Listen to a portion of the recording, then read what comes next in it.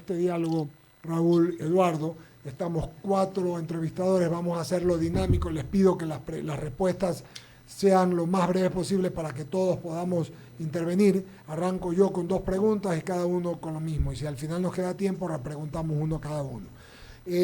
Eduardo, Raúl, el día de ayer, conversamos ya hace unos 20 días, después de que estuvieron ustedes, René Ortiz nos llamó enseguida y conversó con nosotros al aire en la mañana, en el diálogo, y al otro día el ministro Santos también. Resulta que el ministro Santos nos dijo en aquella oportunidad, 15 o 20 días atrás, que se licitaría, ante mi pregunta, que es la que se cuestiona ayer en el diario El Universo también, porque cito la fuente, que el gas importado le cuesta 40% más y vamos a importarlo, y que esto, ponderando el derecho frente a hacer una explotación y concesión de la explotación del gas del Campo Amistad, lo único que significa es más pobreza para los ecuatorianos y menos ganancia para el Estado, porque no hay impuestos, no hay trabajo, y si no es una importación. Entonces, me dijo el ministro Santos que en julio iba a venir inmediatamente digamos, la licitación, etcétera, pero se anuncia o se pide a la brevedad, Eduardo y Raúl, a la brevedad se pide que se vaya adelante con la importación. Reitero, ¿no es mejor pensar en lo otro? A las mismas personas que están queriendo importar el gas, ¿no es mejor decirles, ¿sabes qué? Usen los recursos y explotemos o hagamos una concesión o algunas concesiones para el Campo Amistad? Eduardo, y luego Raúl. Sí, muchas gracias. Buenas noches, Radio Escuchas. Qué buena radio, I99. Muchas gracias, Tocayo. Bueno, básicamente, primero uno tiene que explorar qué es lo que tiene, ya sea como persona, como compañía, como país, con qué recursos cuenta. Y si hay algún estudio, como existe estudio del Golfo de Guayaquil, donde hay reservas probadas de aproximadamente 100 millones de pies cúbicos, ¿por qué no explorar? Y en el caso de una compañía, ¿por qué no buscar recursos que están disponibles probablemente, si es que hay una inversión en exploración en algunos pozos más, por un lado, ¿no, verdad? Y por otro lado, ¿por qué esta urgencia cuando todos sabemos que viene el fenómeno del Niño y que posiblemente no haya estiaje? Entonces, una de las razones que se dice que deberíamos traer es para alimentar las termoeléctricas con gas natural cuando posiblemente no se necesite porque no va a haber estiaje. Entonces, son preguntas que alguien tiene que responder y más bien quisiera que el experto en petróleo y gas nos pueda ayudar. Raúl, por favor, brevemente para que todos preguntemos. Gusto de saludarlo. Buenas tardes. Ya. Mucho gusto también a ustedes, a los radioescuchas, un abrazo. Mire, la gran disyuntiva aquí es ¿producimos o importamos? Así es. El asunto es el siguiente. Se ha hecho muy poco trabajo en Amistad. En Amistad fue desarrollado por la compañía EDC y ese gas alimenta a la termoeléctrica de Machala. Pero en los últimos 9 años no se ha hecho nada de ese campo. No se ha hecho pozos, no se ha hecho reparaciones. Entonces ese campo está en declive. Se requiere una inversión para que se reactive el campo, para que se lo optimice. Pero más importante que eso, ¿ya?, es explorar en el resto del bloque, que la otra vez que hablamos, recuerdas, hay varios prospectos, ¿correcto? ¿Ya? De acuerdo. Entonces, al haber esos prospectos, se necesita perforar ahí. Y hay otros 2 bloques que se llaman el 39 y 40. ¿Ya?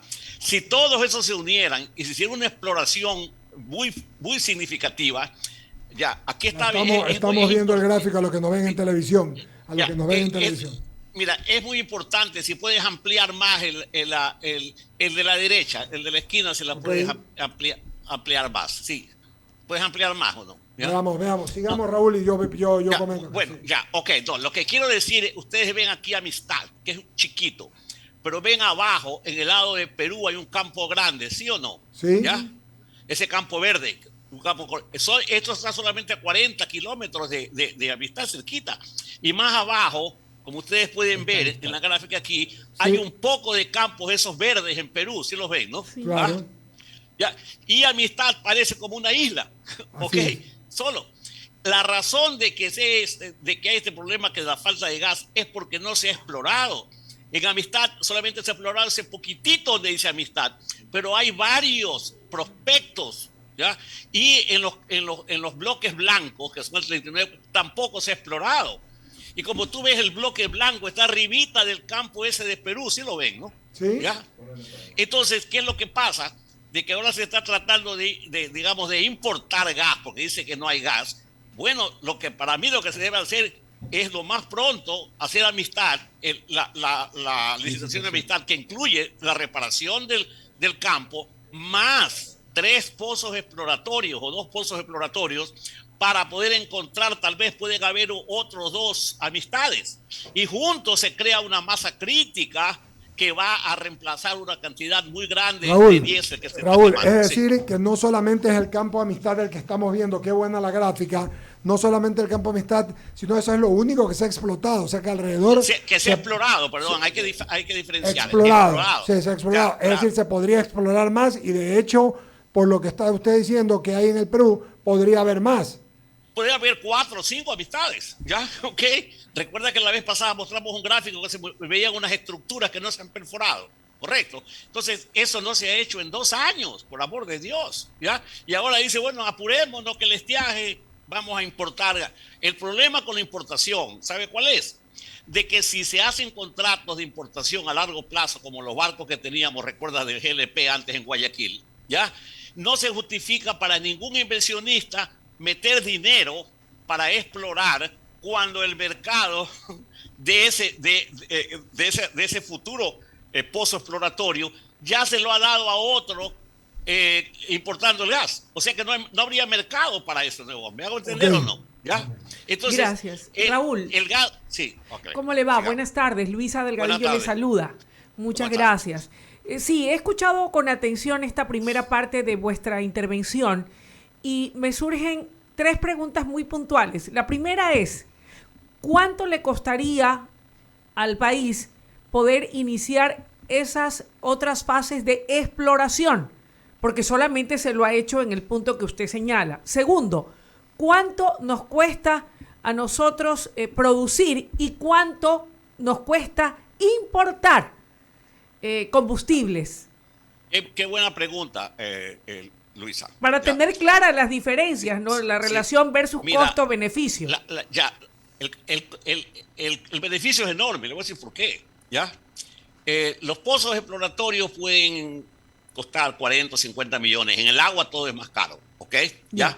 Pero el desarrollo, si un desarrollo de un campo, supongamos que cuesta 400, 500 millones de dólares, que puede producir, supongamos, 200 millones de pies cúbicos, eso equivale más o menos a 30,000 o 40,000 barriles por día.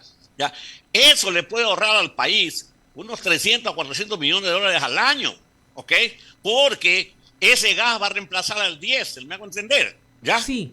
Entonces, digamos, si encontramos unos campos de 200 millones de barriles, unos 2 Amistades, ¿ya? Eso reemplazarían 40,000 barriles, ¿ya? Y 40,000 al año son 12 millones, multiplique usted por unos $50 o $40 de ahorro por barril. Equivale a 500, puede ser unos 500 millones, 400, 500 millones de dólares que se ahorraría el país, ¿ya? Con la producción, ¿ok? Porque la producción va a ser más barata. Si se importa, ¿ya? Eso subiría mucho los costos, ¿ok? Y más que nada, eliminaría el futuro mercado para el gas. Lo que creo que no está claro es que el gas es muy diferente que el petróleo. El petróleo, tú sacas petróleo y lo vendes enseguida, donde sea. El gas no. El gas tiene que estar alineado con un mercado. Así como se logró desarrollar Amistad para la Termomachala solamente cuando se consiguió ese mercado. Ok, Raúl. Sí, okay. Gracias. Eduardo Mendoza Estrada. Gracias, Luisa. Le agradezco. Ahora, quiero ir directamente a la parte del daño que se puede causar al ambiente en este caso, justamente de explotar. Creo que habrían en el campo de Amistad porque todavía solamente se ha hecho exploración. Habrían bastantes especies marinas y sin no topar el tema del perjuicio a lo que vendría a ser el Golfo de Guayaquil, varias especies, gente que se baña en las playas. De haber una explotación ahí, podríamos estar hablando de que puede pasar lo que sucedió en Nueva Orleans en BP, porque ya nadie se puede bañar en Luisiana, en las playas, porque eso está totalmente contaminado. El costo-beneficio no cree que es muy alto, pregunto. Bueno, mire, yo no creo. Y obviamente habrán diferentes posiciones. Yo no creo. En primer lugar, el problema en Luisiana fue de petróleo, ¿ok? Y el petróleo es 10 veces más contaminante que el gas de entrada. En segundo lugar, es uno en 1 millón de pozos que se perforan. Pues es como un avión que se cae un avión cada 100,000. ¿No? Con respecto al daño, claro que hay un ambiente, claro que hay un impacto ambiental. Pero por otro lado también sopese de generar esa riqueza, si se pueden eventualmente ahorrar 500, 800 millones de dólares, eso va al arca fiscal. Y esa arca fiscal puede invertir ese dinero, ¿verdad?, en educación, en rebajar la pobreza. El gas natural también va a reemplazar, ayuda al medio ambiente, porque el gas natural tiene la mitad casi o 40% menos de impacto ambiental que el petróleo o que el diésel, ¿ya? O sea que desde ese punto de vista es favorable para el medio ambiente, ¿ok? Entonces hay que sopesar, sí. Ahora se tome medidas como un corredor, ayuda a los pescadores o lo que sea, pero no se puede cerrar toda la costa a la exploración. Nadie lo hace. Colombia no lo hace. Colombia produce 1.000 millones de pies cúbicos, nosotros 20. Perú produce 800 o 1.000 millones de pies cúbicos, nosotros 20. ¿Ya? Y ellos reemplazan como 200,000 barriles. Ellos consumen 200,000 barriles menos de combustible que nosotros. O sea, hay menos ambiente y un ahorro enorme para la economía del país. ¿Okay? ¿Qué tal, ingeniero Ortiz? Daniel Solórzano le saluda. Pues mucho gusto. 55 años de historia tiene la explotación del gas natural. En el 1968 se dio la primera concesión, fue suspendida en 1972. Pregúnteme por qué. Por corrupción, aparentemente por mal proceso de licitación. 55 años y apenas tenemos unos pocos campos explotados. Usted lo ha dicho con exactitud. 20 millones de dólares, dijo, de producción. 20 millones de pies cúbicos. 20 millones de pies cúbicos. Nuestro vecino explota 10 veces más. Qué bárbaro. 50 veces más. 50 veces más. ¿Por qué Ecuador tiene esta mala costumbre, por no decir malas palabras porque no es el horario? Oiga, de 5 décadas y seguimos hablando de algo que debimos haberlo desarrollado hace tiempo. ¿Dónde está la falla en el sistema de energía del país que prefiere seguir explotando petróleo en lugar de ir a un gas natural? Bueno, ¿quiénes son los que tienen el argolla allí? Bueno, de eso yo no puedo hablar mucho porque yo no estoy allá, pero lo que sí le puedo decir, ¿ya? Lo que sí le puedo decir es que no existe un plan, ¿ya? No hay. Una planificación de cambio de la matriz energética de un combustible carísimo como es el diésel a uno a menor precio y con la mitad del impacto ambiental. Lo hace todo el mundo menos nosotros, ¿ok? Acá habrán intereses de importadores, eso yo no sé, pero es raro, por ejemplo, que en este caso no hay un sentido de urgencia. Por ejemplo, en el caso de la Amistad, 2 años han pasado, ¿ya? Y se ha estado hablando de esa licitación que va a salir y que va a salir, ¿ya? Y lo que sucede es que en ese tiempo estamos quemando diésel. Entonces nos quejamos que importamos demasiado, importamos mucho, ya, que subsidio que se va, pero no estamos haciendo pues, cosas como esta que puede ayudar a la economía enormemente y al aspecto ambiental. Con respecto al aspecto ambiental, Eduardo Junior, mira, el único país que ha reducido en los últimos años significativamente el impacto de carbono es Estados Unidos. ¿Por qué? Porque Estados Unidos duplicó la producción de gas y reemplazó la mitad de diésel y de todos esos productos. Ahora, pero aquí hay un corredor ecológico pues planteado justamente. en las costas ecuatorianas, en todas las costas ecuatorianas, si mal no me equivoco, son como 8.000 millas que no están supuestas, y justamente el gobierno lo implementó adicionando a eso también el tema de áreas protegidas. Hay un corredor ecológico que no se puede poner pesca ni tampoco puede haber ningún tipo de exploración ni explotación. O sea, es bien delicado el tema. Bueno, el tema es delicado. Es cuestión de equilibrar, ¿ok? Es cuestión de equilibrar, ¿ok? Yo también te puedo decir el efecto que tienen son los agricultores. Si hacemos más gas, podríamos producir urea a la mitad del precio de la importación. Entonces, al no hacerlo eso, pues estamos afectando al agricultor. Hay que sopesar. Yo no estoy en contra del medio ambiente, pero tú no puedes cerrar toda la costa por 14 kilómetros a que no haya actividades. Ningún país lo hace, con todo respeto. Colombia no lo hace, Perú no lo hace, ¿ya? Entonces nosotros somos el campeones en este aspecto del medio ambiente, pero no atacamos la pobreza y seguimos importando 10 a las 7 mil millones de dólares. Sigue Luisa Delgadillo con Eduardo Salgado. Eduardo, hemos escuchado al experto respecto de lo que está ocurriendo. Falta una planificación estratégica. Económicamente hablando, y en base a los números y a la realidad que tenemos, un poco sumándome a lo que preguntaba uno de mis compañeros del panel, Jorge. Daniel, querido Daniel, perdona. No, tranquila, Luisa, no te preocupes. Sumándome a lo que decía Daniel, ya lo preguntábamos hace 20 días, pero hoy quiero reiterar la pregunta. ¿A quién se le daña el negocio si implementamos el estudio y la exploración del gas para poder sustituir este combustible tan caro que es el diésel? ¿Dónde está la argolla? ¿Quién es el que se está favoreciendo y que tiene detenido el progreso de un país entero que clama a gritos poder tener recursos para atender la gran demanda de obra social, salud, educación, ahora seguridad? Y todo detenido porque a alguien se le daña el negocio. Bueno, difícil como le dije la vez pasada. Yo pensé que ahora sí se iba a animar a decirnos. Lanzar, sí. No, porque no soy político, soy técnico. ¿Cómo no? Bueno, difícil puntualizar a quién se le daña el negocio, pero como dijimos la vez pasada también, podría ser a los importadores de gas.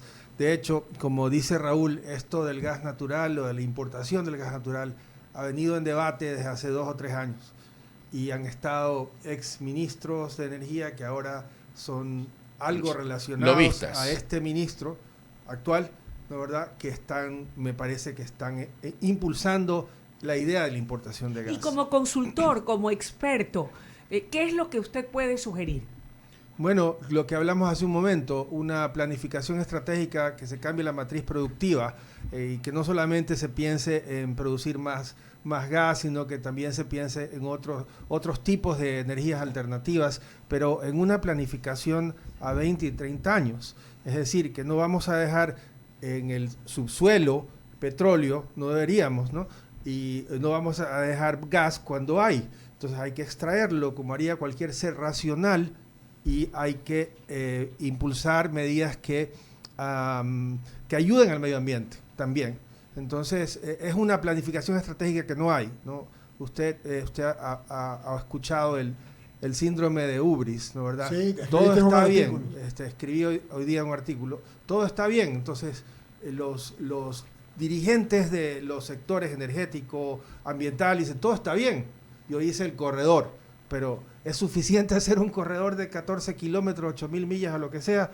¿O qué más tuvo que hacer? ¿Por qué no planificó que iban a haber inundaciones, ¿no, verdad? Y cómo corregir esas inundaciones. Daniel Solórzano sigue con Eduardo Salgado. Eduardo, tú eres guayaquileño y el Golfo de Guayaquil creció con esta ciudad y sin duda tenemos allí muy cerca un recurso natural que sin duda de ser explotado esta ciudad, por cierto, y también el país tendría otro estilo de vida, otro estilo de consumir combustible.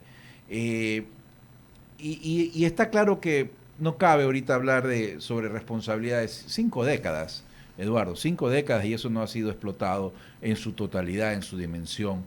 ¿Qué esperar del futuro? O sea, ¿cuál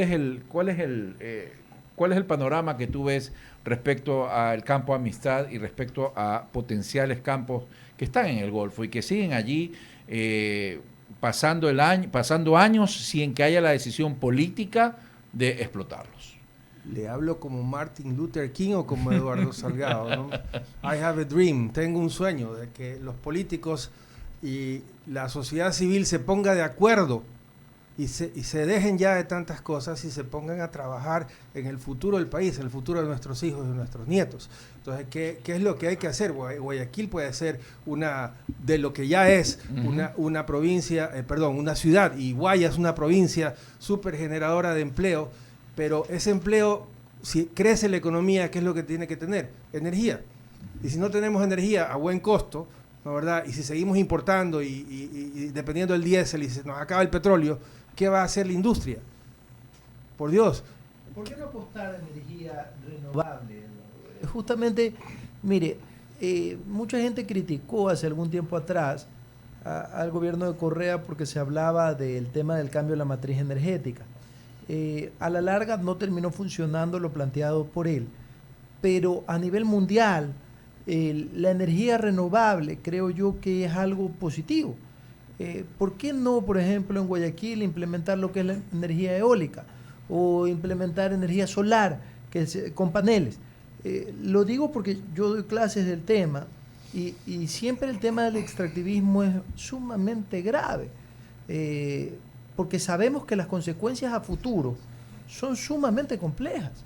Como le digo, en Nueva Orleans nadie se puede bañar en el mar ni en el Pontchartrain porque sales con enfermedades. Eso fue un derrame de petróleo. Exactamente. No, aparte de eso, pues todo el daño que ha hecho BP dentro del Golfo. BP, aparte del derrame, ha sido pues sumamente nocivo. Entonces, ¿no cree usted que el Ecuador debe de implementar un cambio de matriz energética, pero ya tomándosela serio, como usted lo dice? Sí. Un cambio de matriz energética en donde, vamos a hacer tanto de energía eólica, tanto de energía solar, porque esto de aquí de las termoeléctricas, que es donde se genera el gas metano, o se funde el gas metano y se funde el petróleo para generar energía, a la larga nos está consumiendo. La mitad de la energía del país es hidráulica. ¿No cree usted que debe de implementarse, por ejemplo, energía mareomotriz y reducirse en ese sentido? No sé, yo lo pregunto porque la verdad es que, como digo, yo soy en eso, prefiero evitar el daño que bueno, yo no soy que lamentarlo. Yo no soy profesor de esa materia, sino de finanzas, pero igual puedo contestar en mi visión del mundo o del Ecuador. Se necesita planificar. Si tú has estado en Uruguay, uno va, esos son campos y campos, miles y miles de hectáreas, y hay montañas, porque tiene las condiciones para energía eólica.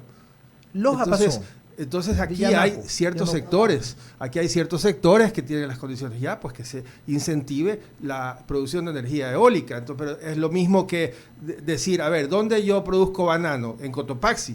¿O aquí en la costa?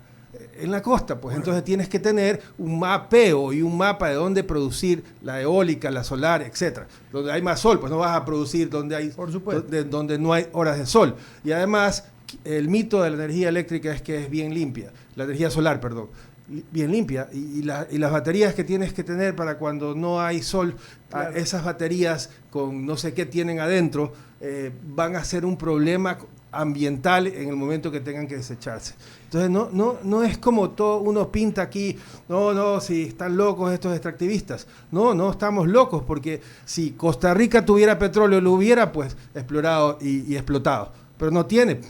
¿Y en el caso del gas no trae agentes contaminantes? Yo diría algo más. No se trata de que hagamos... Si es bien hecho, no. Si es bien hecho, no. No vale que nos centremos, ya nos quedan pocos minutos, en un tema extractivista o anti-extractivista. El tema es, ¿conviene esa importación? Luisa lo define más a fondo. ¿A quién se le daña el negocio? Ganan más los ecuatorianos. Ponderemos los derechos. Eduardo también habla de un derecho, el derecho a la naturaleza, el derecho a la ecología y a los seres humanos. Yo estoy hablando del derecho de las mayorías. Sí, claro. Yo estoy hablando de las mayorías a pagar menos. ¿Quién se beneficia? ¿Quién no? Ponderar derechos. Eduardo Salgado y mi estimado amigo Ortiz, Raúl, siempre va a quedar que hablar. Se nos han ido 35 minutos. los vuelvo a invitar, así como hace 20 días, Gracias. para que en unos 20 días más, esperemos que pase, o 25 días más, y veamos, la próxima vamos a poner la intervención del señor ministro Santos, de quien tengo buen concepto, lo he dicho, y espero que su palabra dijo que se iba a impulsar la licitación para la concesión o explotación del campo Amistad. Si no es así, pues aquí lo vamos a decir y lo volveremos a llamar. Mientras tanto, solamente queda en mí la idea. No se trata del extractivismo, sino ni lo contrario. Eduardo es un abogado ambientalista y lo entiendo. Y Raúl es un técnico en petróleo y en gas, en todo, que cree en la explotación. Cada uno tiene su razón, pero el tema acá es que no nos podemos desviar del asunto. ¿Quién le saca, no le pone el cascabel al gato? Esa para mí es la definición final, tocayo. Raúl, muchas gracias. Muchas gracias. Nos volvemos a ver y hablar muy pronto, Dios mediante. Muy gentil. Ok, Saludos. gracias, que Un pasen abrazo. bien. Saludos. Muy Bye. bien. Ya. Gracias. Vamos a cerrar el programa brevemente diciendo que han cogido preso en Perú al martillador, a este infeliz que le cayó martillazos a una chica. Hace algunos años estaba en el Perú.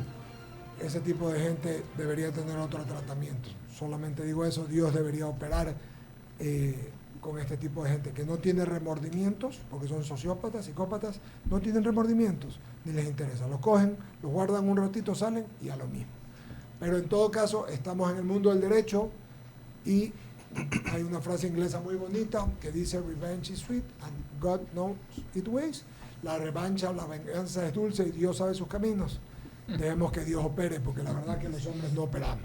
Eduardo Salgado, Luis Salgadillo, Gracias. Eduardo Gracias. Mendoza Estrada, Daniel Wendifer, al equipo, buenas noches, nos topamos Dios mediante 6 de la mañana, Alberto Quintana Vera y Verónica Landeta, aquí en I99, y luego todo el equipo de diálogo. Mañana no viene Luis a la mañana. Sí vengo mañana en la sí mañana. viene. ¿Por qué no quieres que venga? No. Venga, usted Sí viene. vengo mañana. Muy bien, nos vamos, un abrazo.